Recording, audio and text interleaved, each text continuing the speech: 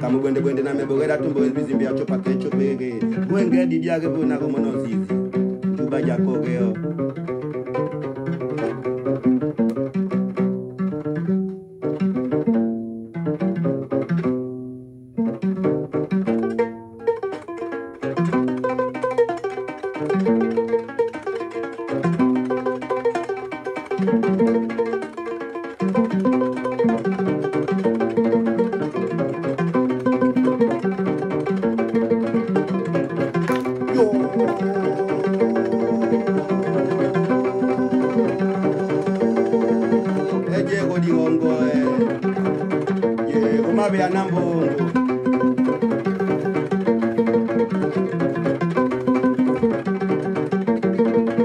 Boma kakani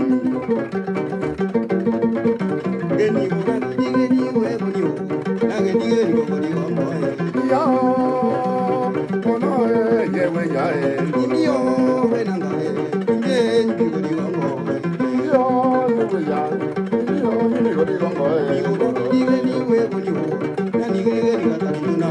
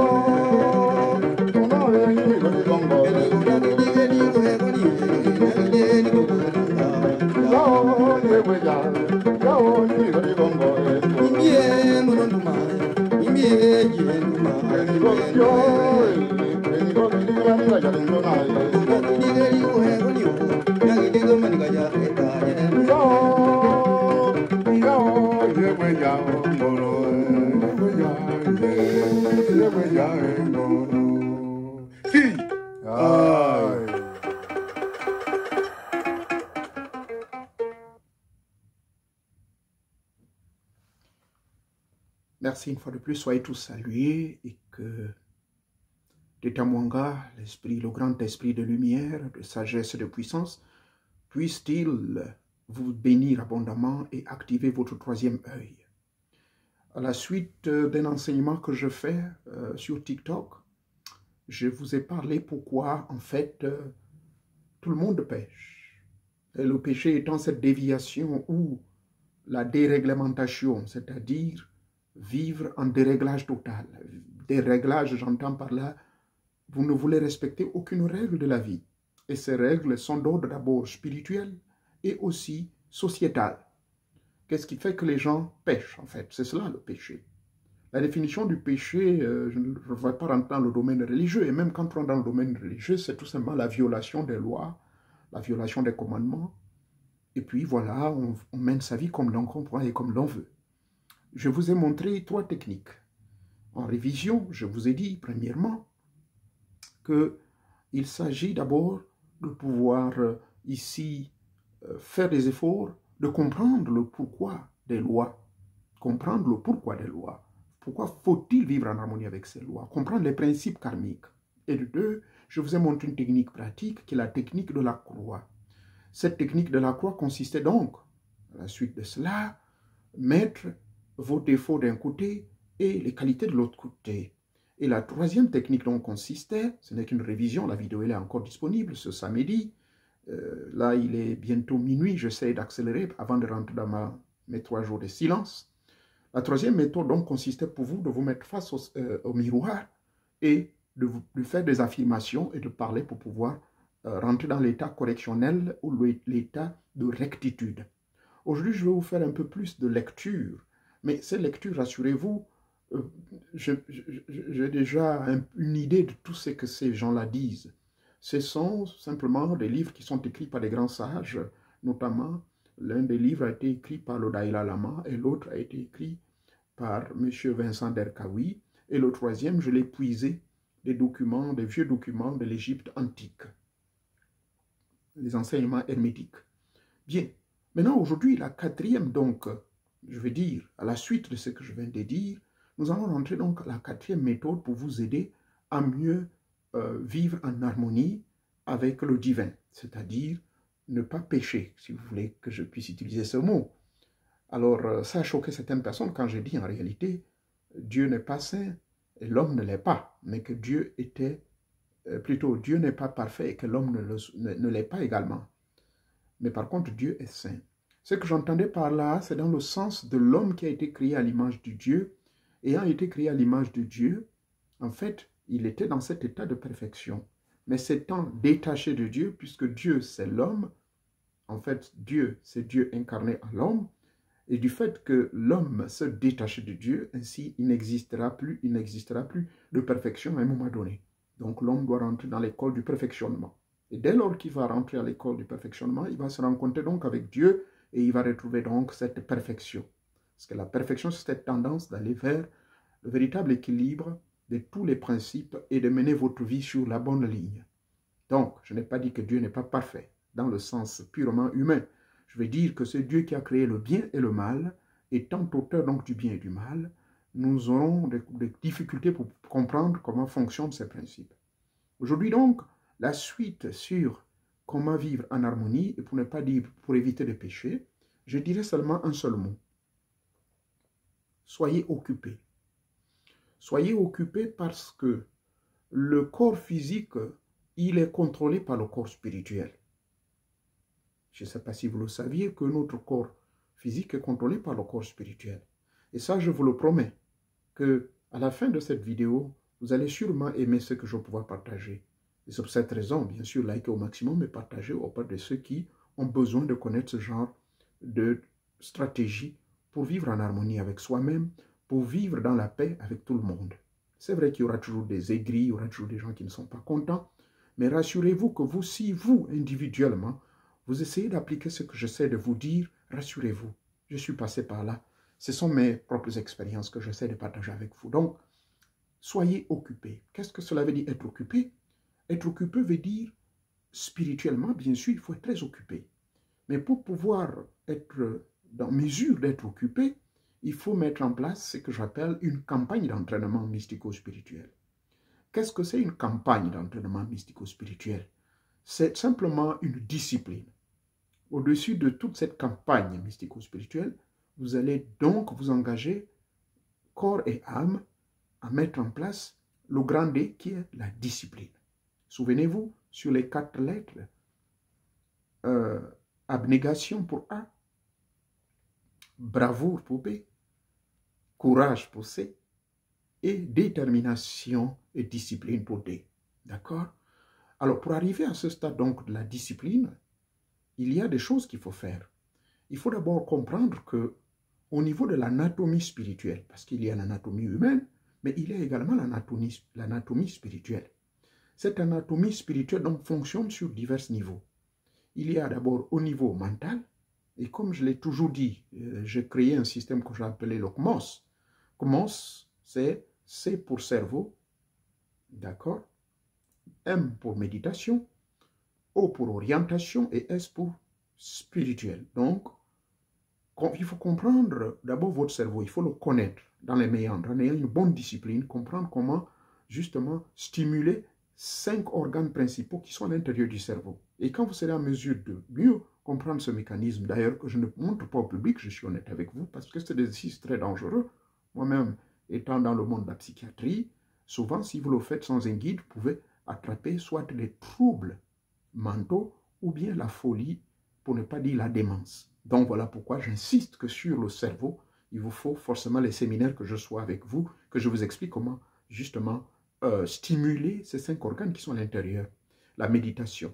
Effectivement, la méditation va faire partie de la technique secrète pour pouvoir vous empêcher de pécher.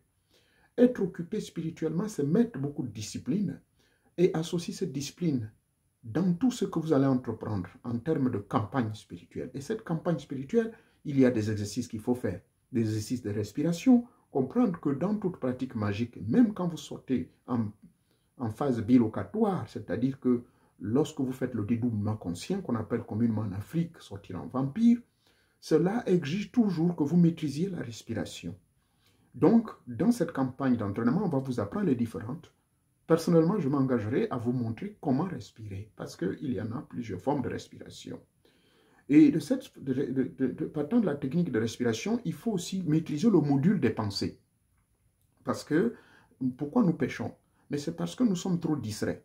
Au fait, qu'on on sort du temple, on sort de la mosquée, tout de suite on voit une femme qui passe, 2 choses vont nous distraire, sa poitrine et ses seins.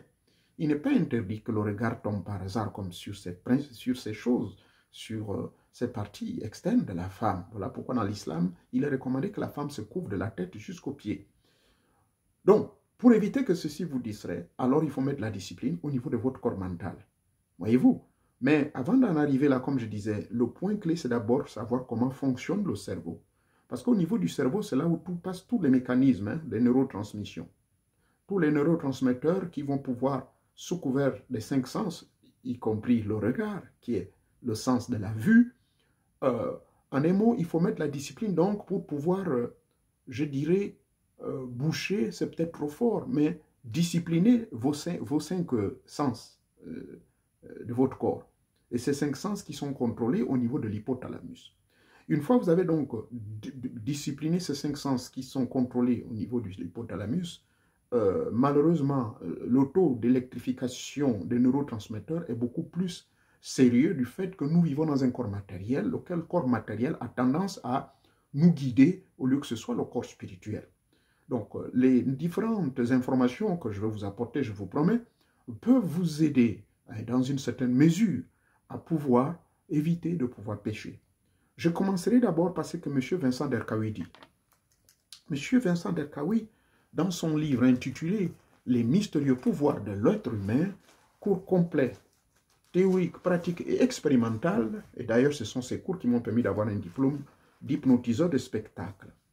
Là, dans ses enseignements, il nous explique que la chose la plus importante dans le manque, dans le fait que nous péchons, mais c'est parce que nous n'arrivons pas à maîtriser la somme des énergies qui résultent de tout ce que nous touchons, nous voyons, nous sentons et ressentons et tout cela. Donc, l'économie de l'énergie, c'est plutôt la maîtrise de soi. Cette maîtrise de soi qui va se passer comment? Ben, elle passe par la substitution des actes contrôlés et mesurés aux actes qui pourraient nous pousser à tomber dans le péché. Est-ce que c'est clair? Je reprends. C'est par la substitution des actes contrôlés et qui mesurés qui doivent remplacer malheureusement les actes qui nous poussent à pécher. Qu'est-ce que cela veut dire? Ça veut dire tout simplement que au fur et à mesure que vous êtes dans votre monde religieux, dans votre monde spirituel, vous devez donc apprendre à économiser vos énergies. Comment on économise les énergies? Ce que vous regardez, vous devez faire tout le possible et vous verrez que quand vous allez commencer à le faire, c'est là où, effectivement, la pression monte. Et pour ceux qui sont religieux, puisque je suis un ancien religieux, un ancien témoin de Jéhovah et pasteur de certaines églises, eh bien, j'avais constaté que lorsque j'arrêtais, je me battais pour pouvoir mettre un terme à regarder les fesses des femmes, à regarder les seins, eh bien, entre guillemets, les démons ou le diable faisaient tout le possible de pouvoir m'exposer auprès de ces dernières. Faisaient tout le possible de mettre sur mon visage un parfum ou encore une huile qui faisait en sorte que ces femmes ne pouvaient pas résister. Non pas parce que j'étais un bon élocuteur, et ça faisait vraiment, ça me créait des problèmes. Mais là, qu'est-ce que je devais faire? Pour appliquer ce que M. Vincent Delcahui dit, il faut donc apprendre à mesurer, n'est-ce pas, à mesurer ou encore à économiser nos énergies sous couvert de la maîtrise de soi. La maîtrise de soi n'est pas seulement un slogan, parce que cette maîtrise de soi, elle va nous permettre également de pouvoir contrôler nos émotions, contrôler nos impulsions, contrôler nos états colériques, contrôler nos paroles, et de surcroît, à un certain niveau, c'est au niveau donc de votre système neuropsychique et neuromusculaire, il va s'établir un parfait équilibre et un parfait tonus. Je laisse les paroles de M. Vincent Delcahui pour développer ce qu'il venait de dire, puisque j'ai étudié ce monsieur, ses livres depuis 1979. Ce qu'il veut dire par là, c'est quoi? C'est qu'il y a une méthode, une technique, c'est la 4e que je vais vous montrer maintenant, en interprétant ce que M. Vincent Delcahui venait de dire. La technique, elle est toute simple. Bien sûr, simple, parce que je la pratique depuis près de 40 ans. Eh bien, comment vous pouvez contrôler vos émotions? C'est en faisant tout pour que votre réservoir d'énergie se remplisse au lieu de se vider. Comment notre réservoir d'énergie se remplit? Lorsque vous parlez et vous vous adressez à quelqu'un, rassurez-vous que votre regard est rivé au 3e œil, c'est-à-dire au niveau de l'épiphyse, entre les 2 yeux, comme je vous regarde. Vous voyez, cette partie-ci. Lorsque vous parlez avec la personne, en réalité, ce n'est pas ici que vous regardez, mais vous le regardez au bout de son nez. Et lorsque vous allez regarder au bout du nez, il y a d'ailleurs un exercice très pratique. Vous mettez votre doigt ici, devant votre nez, exercice pratique. Ceci, vous vous concentrez sur le doigt, et au fur et à mesure, vous tournez votre doigt vers la droite, et vous baladez votre regard, vous partez. Vous suivez toujours du regard, vous partez vers la gauche, vous repartez. Vous gardez toujours le regard fixé, et là, vous montez votre doigt, et vos yeux montent, vous restez là figé, même pendant 1 minute. Et vous descendez, vous le fixez, vous l'éloignez de vous, vous rapprochez, ne clignez pas vos yeux, et ramenez le doigt plus bas. Vous répétez cet exercice au moins 5 fois par jour. Ça va développer donc le sens de l'acuité et de la concentration. Donc, ça c'est le premier exercice. Deuxième exercice, à chaque fois que vous allez parler, il faut visualiser les mots que vous sortez de vos lèvres, les sons que vous faites sortir. Rappelez-vous que la parole est d'abord une pensée. Voilà pourquoi je ne suis pas du tout d'accord qu'au commencement était la parole. Par contre, au commencement était la pensée. Parce que la pensée se transforme en onde. Et cette onde, sous couvert donc du son, c'est la parole. On ne peut pas dire qu'au commencement était la parole, parce qu'avant que je ne parle, je pense d'abord. Donc, ce qui fait que lorsque vous serez, quel que soit l'endroit où vous serez, lorsqu'on vous demande des avis, ne vous précipitez point. Avant de parler, c'est ce qu'on a toujours dit. Il faut réfléchir au moins 3 fois, ou tourner sa langue au moins 3 fois. Mais littéralement, on ne dit pas, on ne tourne pas sa langue 3 fois, mais littéralement, ça veut dire que les mots que vous sortez, vous devez les visionner. Donc, par exemple, le mot « donc » que je viens de prononcer, toutes les phrases et tous les mots que je sors, je les visionne. Et ça sort. Et c'est comme cela que vous aurez commencé déjà à faire une bonne campagne mystico-spirituelle, à apprendre à économiser vos énergies en vue d'avoir la maîtrise au niveau déjà de vos paroles. Les faits et gestes, c'est pareil. Il faut éviter d'être impulsif, il faut éviter d'avoir des regards bizarres, mais plutôt apprendre à maîtriser tous ces éléments. Il y a toute une longue liste, je vous signale. Mais ce que nous pouvons retenir de ceci, c'est, pour éviter de pécher, donc, c'est apprendre à économiser les énergies. Économiser les énergies veut dire, c'est se référer à votre croix, souvenez-vous la croix que je vous ai montrée sur l'autre vidéo, à pouvoir maintenant discerner, analyser les défauts que vous avez. C'est cela. Quand vous allez donc maîtriser cette liste qui est sur votre croix, vous allez maîtriser ces paroles et ces affirmations devant le miroir, et désormais dans vos actes de tous les jours, avant d'agir, avant de parler, il faut toujours retenir qu'au commencement était la pensée. Il n'y a jamais eu la parole au commencement. Donc ce verset de Jean chapitre 1, du verset 1 jusqu'au verset 2, 3, là, il y a un hic. Ce n'était pas cela. Et pour cela, dans certaines versions, on dit au commencement était l'énergie. Oui, parce que l'énergie, c'est l'esprit. Effectivement, quand vous lisez la grande logologie, qui est la science des sciences, des lois métaphysiques et physiques, on nous explique que celui que nous appelons Dieu, le grand esprit, pour pouvoir créer tous les univers, il se concentra à un point donné du centre de tous les univers, et de ce centre, il concentra toutes ses énergies, il pensa, et à l'issue de cette concentration, il y a eu une explosion et de l'accumulation de ses pensées. C'est cette accumulation qui a créé le Big Bang, et c'est ainsi de l'accumulation énergétique, il y a eu une explosion de cette énergie. Une fois l'énergie s'est exposée, ça a créé le Big Bang, donc ça a créé des écartements, des carters et tout, et tout, et tout. Et c'est pour cette raison, vous verrez dans certains coins, tels que l'État de la Hawaï, ici aux États-Unis, tels qu'au Cameroun, et quelques coins du Tchad, nous trouvons encore des larves magmatiques qui coulent, c'est-à-dire les volcans. Et ces volcans résultent justement de l'éclatement de l'énergie cosmique universelle de Theta Mwangadi Banka Banka. Donc, ceci donc étant, vous avez la possibilité de faire ce contrôle, la maîtrise de vos pensées dans tous les actes que vous posez. La deuxième lecture, c'est celle du Dalai Lama. Qu'est-ce que le Dalai Lama nous dit? Ben, le Dalai Lama nous informe que il faut, dans la vie de tous les jours, vous devez souvent, si vous pour éviter de pécher, pour éviter de dévier des lois naturelles et des lois cosmiques, éviter de pouvoir brûler ou encore de violer les principes karmiques, parce que le karma, c'est quoi? C'est justement ces lois qui sont là pour vous assurer que vous êtes le maître et que tout ce qui vous... C'est la maîtrise du bien et du mal, en quelque sorte, d'accord? C'est s'assurer que vous n'accumulez pas trop des énergies négatives, c'est s'assurer que sur la même technique, la quatrième technique que je commençais, c'est-à-dire la maîtrise de soi, et pour donc aller dans le même sens que la maîtrise de soi, il est important ici que, du point de vue énergétique, puisque nous formons le corps énergétique, et ce corps énergétique donc doit être formé en faisant quoi? Eh bien, le corps énergétique doit être renforcé, ou notre corps spirituel doit être renforcé en remettant en question nos propres croyances personnelles et de se séparer des personnes qui ne nous apportent rien du tout et qui ne nous apportent aucun appui dans notre démarche de croissance.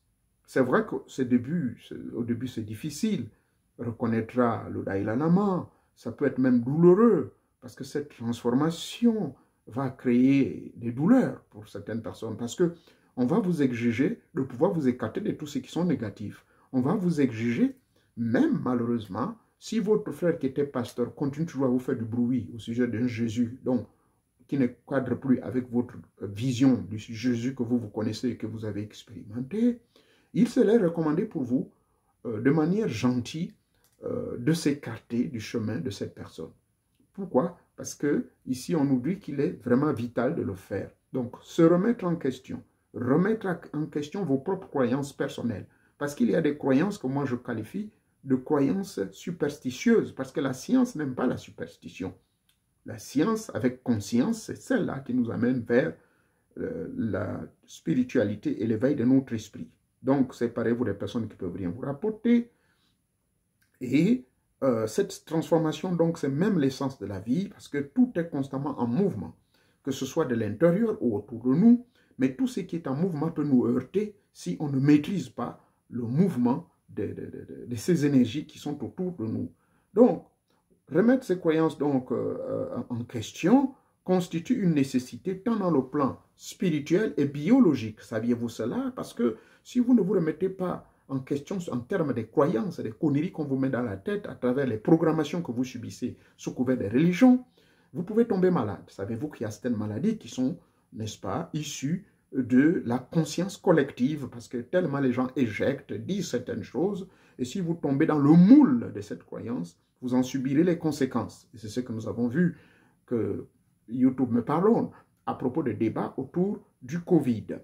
Donc, ceci donc, la première partie de ce que venait de dire le Dalai Lama, je crois, je vais pouvoir ici, moi personnellement, vous recommander une technique également très efficace qui peut vous permettre et vous aider si vous l'appliquez chaque jour pour pouvoir être en harmonie avec vous-même et avec le soi supérieur, c'est-à-dire avec celui que vous appelez Dieu. Parce que je vous signale que ce n'est pas facile, hein, le monde de la spiritualité. Ce n'est pas facile de pouvoir marcher dans la vie sans jamais pécher. C'est pas facile. Parce que même en pensée, en parole, en acte, je me rappelle de cette prière catholique, puisque je suis né catholique en 1962. On nous a toujours répété ça jusqu'à l'âge de 17 ans et que je décide de sortir de ce moule de répétition. Effectivement, souvenez-vous, la troisième règle, comment éviter de pécher, c'est de créer les techniques de répétition, d'affirmation. Mais cette fois-ci, ce sont des affirmations constructives qui vont vous amener à l'élévation de votre esprit. Bien, chaque jour et chaque soir, chaque jour, je veux dire d'abord chaque jour, donc ça veut dire au lever du soleil le matin, il faut beaucoup pratiquer les méditations. Et souvent, je vous ai recommandé les heures de méditation qui sont ici sur cette chaîne YouTube. Voyez-vous, il y a les heures de entre 23h et minuit, il y a les heures entre 3h, 4h, voire 5h du matin, il y a les heures de midi 00, il y a les heures de 15h, il y a les heures de 18h à 19h. En fait, faites tout le possible, ne fût-ce que méditer 2 ou 3 fois par jour. Voyez-vous, à raison de 5 à 15 minutes. Et vous savez que l'exercice de la méditation est un exercice très complexe. Mais j'ai donné une technique ici quand je parlais de la méditation. Souvenez-vous que la méditation en définition, c'est l'ouverture du champ de conscience. C'est l'ouverture de votre champ de conscience pour se connecter avec le champ de conscience cosmique universel, avec toutes les conséquences que cela entraîne, car les esprits du miasme du bas astral peuvent vous pénétrer. Voilà pourquoi je démontre une technique avant de pouvoir entrer dans les méditations. Je vous prie, parce que je ne veux pas revenir sur ce que j'ai enseigné. Il y a une vidéo, voire même 3 vidéos ici, où je démontre la technique qu'il faut pour pouvoir mieux maîtriser votre méditation. Parce que le danger, justement, de méditer, eh bien, vous savez, vous ouvrez votre conscience. Et votre champ de conscience est exposé à tout visiteur, n'est-ce pas? Voilà pourquoi il y a une technique que je démontre ici. Alors, qu'est-ce que vous devez faire? La première chose, vous devez toujours vous poser la question. Est-ce que je suis dans une situation de perte d'énergie? Est-ce que le fait de regarder les fesses de cette femme, suis-je en situation de perte d'énergie? Est-ce que draguer cette femme et aller coucher avec cette femme, suis-je dans une position de perte d'énergie? Posez-vous toujours la question. Est-ce que en injuriant une autorité politique, je suis en position de perte d'énergie ou en position de gain d'énergie? Donc, dans tous les domaines de la vie, veuillez toujours vous poser cette question à chaque fois. Suis-je en situation de perte d'énergie face à une situation donnée? Si tel est le cas, ben dans ce cas, quelle est la position que vous devez adopter? Quelle est la peur qui draine cette partie donc de votre corps à propos de cette énergie? Par exemple, au cas de la femme. Vous savez très bien que la femme est une consommatrice. Elle consomme beaucoup d'énergie sexuelle. Elle est comparée dans nos tribus et traditions africaines à un puits inépuisable. Et l'homme, c'est le seau. Donc le seau se casse souvent avant le puits. Si c'est cette partie du corps qui est votre sexe, eh bien, rassurez-vous que vous devez faire tout le possible d'arrêter cela en utilisant la technique suivante. Respirez profondément.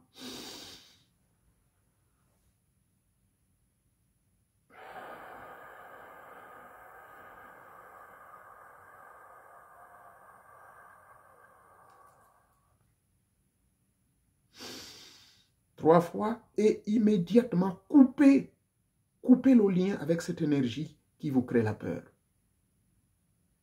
Voyez-vous, quelle est la source d'énergie qui me fait peur? Est-ce que c'est le mensonge?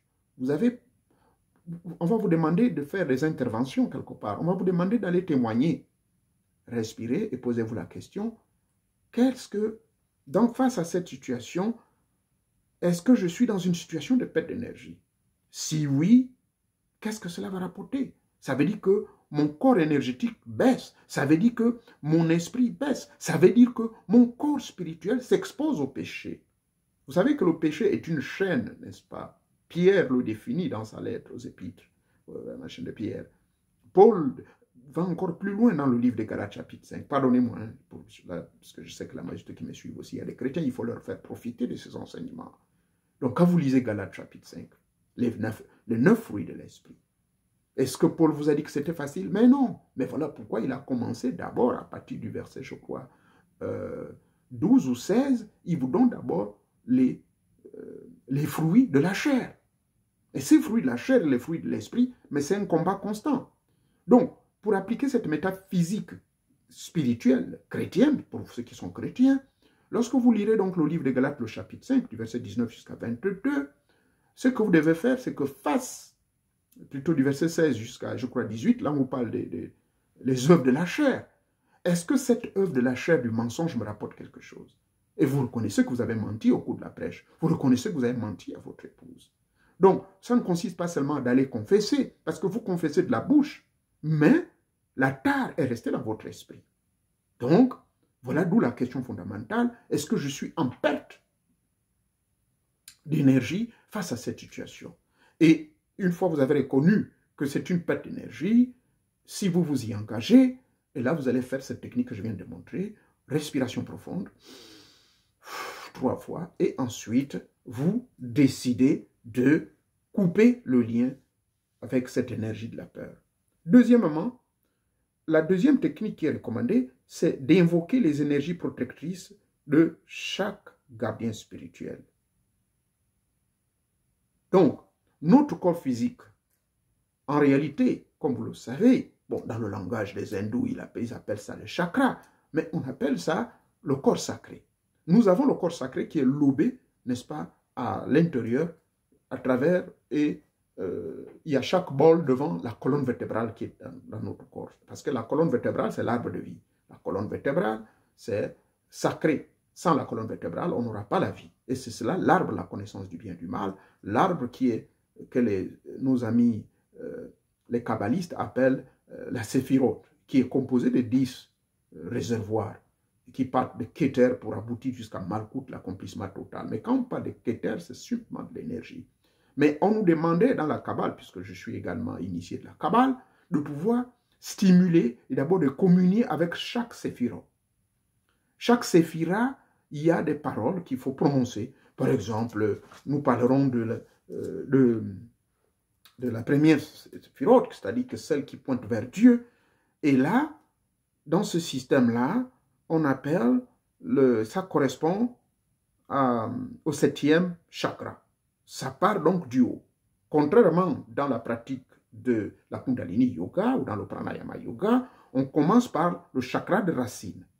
D'accord? Ça dans le chakra racine pour monter vers le chakra sacré, cardiaque, et ensuite le chakra supérieur qui est le 7e. Là-bas, c'est l'unité totale de la création. Mais pour arriver à cette harmonisation, on nous demande d'invoquer les énergies créatrices à partir du 7e chakra. C'est-à-dire, pour ceux qui sont chrétiens, vous allez vous concentrer à Jésus-Christ, vous allez vous concentrer à Dieu, et vous rentrez donc dans un état de méditation contemplative dans cet état. Donc, vous devez invoquer ces énergies-là. Il y a des énergies qu'il faut invoquer à ce niveau. Maintenant, ceux qui pratiquent la Kabbale, ils vont rentrer dans l'invocation des 72 génies de la Kabbale ou les 72 archanges. Maintenant, la troisième étape que moi je recommande, c'est de prendre conscience de l'énergie qui se dégage de chacun de ces chakras-là, ou qui se dégage de chaque état de conscience, depuis l'étape supérieure vers le bas. Et là, il s'agit plutôt, de vous élever spirituellement vers le haut, mais vous ne partez plus puiser à la base. Donc, c'est un exercice qui paraît peut-être compliqué, mais en réalité, dans la pratique de tous les jours, terre à terre, si je peux m'exprimer ainsi, ce que vous pouvez simplement faire, c'est, par exemple, après avoir fait le premier exercice, qu'est-ce que cette énergie de peur va m'engendrer? Parce que le péché, c'est ce qui vous fait peur. Il faut le reconnaître. Lorsque vous posez un acte délibérément, qui ne vous crée aucune peur, ce n'est pas le péché. Est-ce que c'est clair? Est-ce que le volume est bon? De par mon expérience, lorsque vous voulez faire quelque chose, mais qui à la fin vous fait peur, il y a péché. Et c'est là, en ce moment, vous faites intervenir cette technique de la question de savoir, est-ce que ceci est une énergie de peur? Est-ce que cette énergie, elle est positive pour moi? D'accord? Tout tourne autour de la discipline, de la campagne mystico-spirituelle. Donc, cette quatrième technique pour vous empêcher de pécher vous devez la pratiquer au quotidien. Il y a bien d'autres choses que je peux ajouter. Il y a par exemple la technique avant de pouvoir dormir, ce que vous devez faire à propos de la rétrospective de la journée. Donc, avant de pouvoir dormir, vous devez repenser, voyager en esprit. Vous faites la technique de la visualisation consciente. Donc, vous visualisez, c'est-à-dire vous créez les images de tout ce que vous avez fait à l'état conscient durant toute la journée avant de dormir. Et vous corrigez, vous portez des corrections au niveau de ce qu'il ne fallait pas faire et vous apportez une contribution positive au niveau. Contribution positive, j'entends par là, vous vous encouragez et vous félicitez sur ce que vous avez fait de beau. Donc, 24 sur 24, voilà le comportement de l'initié qui, en réalité, c'est ce que j'essaye de faire depuis près de 49 ans. Ce n'est pas facile pour nous permettre justement d'éviter de tomber sur le piège du péché. Est-ce que j'ai été clair? Est-ce que ça a été complexe? Si vous avez trouvé que c'était complexe, n'hésitez pas à venir poser les questions dans les forums, parce que là, j'approche bientôt minuit, il est déjà 23h45 samedi, donc j'ai mis l'alarme exprès. À partir de minuit de dimanche, minuit 01, jusqu'à mardi, ce sont mes jours de silence, je ne parle pas du tout. Mais pendant ces jours-là, je profite de bien pratiquer mon silence, je profite de me documenter, je profite de sortir régulièrement en voyage, je vais dans d'autres planètes, je vais visiter certains frères très avancés dans d'autres pays. Ce sont des expériences que tout initié véritable doit faire. Être occupé constamment, occupé à communier avec tous les esprits, que ce soit des esprits du bas astral, que vous appelez les démons, et même des hautes fréquences. Car tout initié qui n'a pas réussi à maîtriser les forces du bas et les forces du haut, ce n'est pas un véritable initié. Puisque pour la matière, comme je vous l'ai toujours dit, sauf si quelqu'un d'autre viendra dire le contraire, pour ce qui est de l'argent, pour tout ce qui est matériel, ben, Teta Monga di Banga Banga, l'être suprême, le Dieu d'en haut, le grand esprit, a donné et délégué les pouvoirs à celui que vous appelez Satan. C'est-à-dire que celui, en fait, qui est le chef de cette planète, la preuve en est qu'il offre ceci à Jésus, mais Jésus, le chrétien, qui dira non. Jusqu'ici, quand je dis Jésus le chrétien, c'est-à-dire que je ne crois pas à un Jésus qui est blanc. Cela soit être clair. Je n'ai pas dit que Jésus n'exista pas. Mais là, le Jésus qu'on nous montre là, c'est celui-là que moi je ne crois pas qu'il n'a jamais existé. Mais par contre, derrière cette histoire, se cache un personnage, effectivement, qui a bel et bien existé.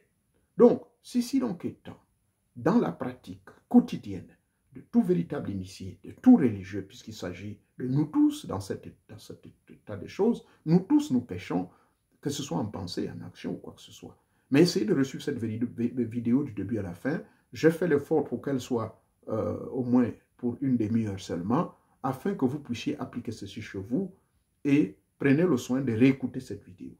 Écoutez très bien ce que je dis, ne faites pas de jugement hâtif, parce que je le signale que le français devient ma 4e langue. Donc c'est un peu compliqué, mais je crois que je m'exprime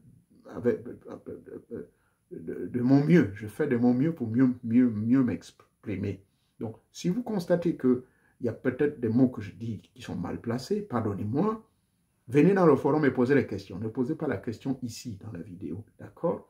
Parce que c'est dans les forums où effectivement j'apporte des complémentarités, où j'apporte des informations complémentaires sur certains enseignements que je diffuse ici. Je vous remercie beaucoup, donc, mesdames et messieurs, sur la suite sur comment éviter de pécher. Et je vous ai invité donc sur cette vidéo de pratiquer la 4e méthode d'éviter de pécher. J'espère que vous allez aimer ceci. Je vous ai promis, je sais que vous ne serez pas déçus, rassurez-vous. Et il y a d'autres techniques, surtout j'insiste sur la technique de la stimulation des 5 organes à l'intérieur de notre cerveau. Ça, je ne peux le faire qu'au cours des séminaires, conférences, lorsque vous allez m'inviter naturellement. Une fois de plus, merci. Et je donne encore un dernier conseil, s'il vous plaît. Évitez de m'appeler. Le numéro qui est affiché est réservé uniquement aux personnes qui prennent rendez-vous au préalable dans mes forums. Ne prenez pas le téléphone et m'appeler. Et ne m'appelez jamais en vidéo. Ne m'appelez jamais sans rendez-vous. Ne m'appelez jamais si ce n'est que pour un rendez-vous de consultation que vous avez déjà payé à l'avance. Cela doit être clair. Il ne faut pas me perturber n'importe comment. À travers la planète, il y a des millions de gens qui me contactent, blancs comme noirs, partout. Et j'ai même plus d'appels des autres pays que les pays d'Afrique. Donc, s'il vous plaît, et c'est l'unique numéro, et je ne vis pas de ceci. J'ai un boulot. Voilà pourquoi je me fais rare ces derniers temps sur TikTok, parce que je suis très consommé en ce moment du côté professionnel. Je suis également impliqué dans les activités politiques du pays qui m'a adopté, ici aux États-Unis. Donc, rassurez-vous, je fais mon mieux de trouver quand même un temps, et ça, je le sacrifie, parce que je ne suis pas payé pour ceci. Bon, sauf YouTube, naturellement, qui donne un petit quelque chose, et également TikTok. Mais rassurez-vous que ce n'est pas de l'argent qui rentre dans ma poche. C'est l'argent qui rentre dans la cause que vous connaissez tous, dont vous trouverez le lien en dessous pour pouvoir me soutenir, le lien PayPal. Merci encore. Si vous avez aimé, likez au maximum, partagez, et que Teta Monga Libanga vous bénisse. Passez un très bon week-end. D'ici là, portez-vous bien. Merci. Merci beaucoup. Merci. Merci encore. Merci.